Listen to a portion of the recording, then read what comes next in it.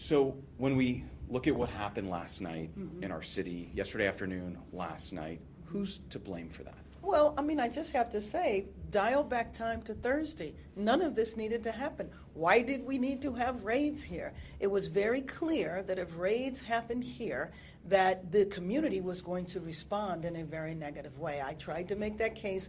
Unfortunately, I didn't succeed. I was very hopeful that we would not have, that the federal government would not have deployed the National Guard. But anyway, I think it's important, period, that peaceful protest is a part of our American tradition. When it results to violence, it will be addressed as though it is violence. People will be arrested and they will be held accountable. You said Thursday. Did you mean Friday? No, I meant Thursday, meaning before the raid. The raid happened on Friday. Everything was fine in this city. Just think about that. We weren't having problems with protests. There were no problems with violence.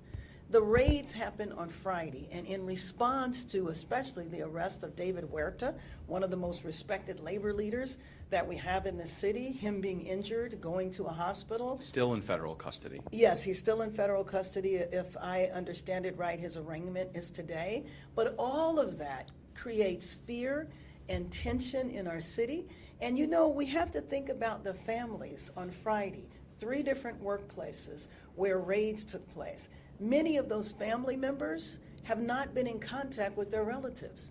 They don't know where their relatives are still here. Are they in Southern California? Have they been shipped to a country that maybe they don't even know?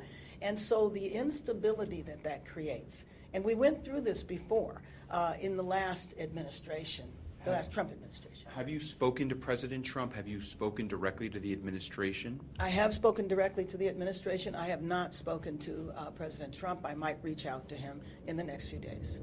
Have they been responsive to you explaining why this isn't going to work in the city of Los Angeles, and that, as we're seeing, the city is going to resist this? Well, I felt, first of all, that they were accessible, that they were responsive. However, the National Guard came anyway.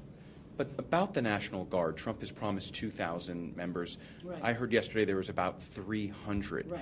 You're still feeling as though the National Guard, Trump calling the National Guard, that's what's responsible for yesterday? Because No. I'm saying Friday is what was responsible for yesterday. This was a buildup.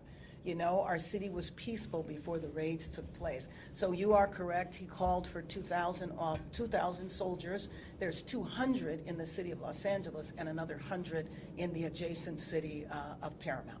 But let's talk about what we saw yesterday, Right. and then in the afternoon and then into the evening. Some really ugly scenes, vandalism, violence in our city. Do you blame President Trump for that? No, well, let me just be clear. I blame the people that were creating the violence. What happened last night was absolutely unacceptable, period. There's no ifs, ands, or buts. If you support the rights of immigrants to reside here lawfully, then you don't go around vandalizing the city. And so to me, if that's really what you believe in, you would not be out doing what took place last night. But I also know that you want to send the message that what we saw in downtown last night is in downtown. It's not a citywide situation. What do you want to say about that? Well, first of all, it's not even all of downtown. This is isolated to a few streets, 5 or 10 streets. This is not citywide civil unrest like has happened in our city before. But if you watch the pictures, especially on national TV, you would think that the entire city has blown up into unrest, and this is just not true. Republicans, President Trump, are using those images to say, we told you so, this is why we need the National Guard, some even threatening the Marines. Well, the Marines are stationed nearby, and so we already have the military in our midst. But I really think we need to go back and look at norms and look at what policies and laws actually are, because I think the thing that is challenging in this administration is that you don't know where the line is. So if you're going to say that this is exactly why we need the National Guard, again, I'm going to go back to Thursday. Nothing was happening in this city.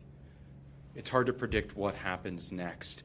We're hearing possibly 30 days of raids. What are you hearing, and how does this end? When does this end? So let me just call your attention.